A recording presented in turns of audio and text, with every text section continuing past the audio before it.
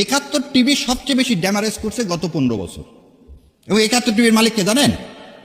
মেঘনার মোস্তফা। মোস্তফা সাহেব পারে না তো তারেক জিয়া সেদিন পায়ে দেয়, পা ছুঁয়ে চুমু খাওয়ার মতো অবস্থা। পুলিশ প্রথম কাজটাই করে যে তার কাছে লিস্ট থাকে প্রতিটা গ্রামের কে কোন পার্টি করে। তো ওনাদের সাথে ডিল হয়ে গেল, ধরেন আমি জামাত ইসলামের ক্যান্ডিডেট, আমি বলে দিলাম এই এসপি সাহেব আর আপনাদের জন্য এই 5-10 কোটি টাকা থাকলো।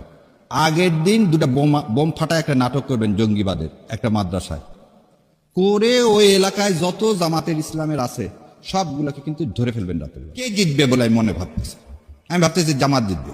অতএব বিএনপির প্রতি আমি কি করব, বৈষম্য করব। আমি যদি ভাবি না তারেক রহমান ফিরে আসছে, এখন হই হই কার, উনিই চলে যাচ্ছেন ক্ষমতায়, আমি ওনার বিরুদ্ধে মানে নিরপেক্ষতার আচরণ করে পরে আমি খাগড়াছড়ি ট্রান্সফার হবো। One of the presiding officer আমাকে এই কথা বলছে, ভাই আপনি এই কাজ করলেন কেন? বললাম আমার বাচ্চারা সব পরে ঢাকায়, ভাই আপনি কি ভাবছেন বিএনপি ক্ষমতায় আসতেছে?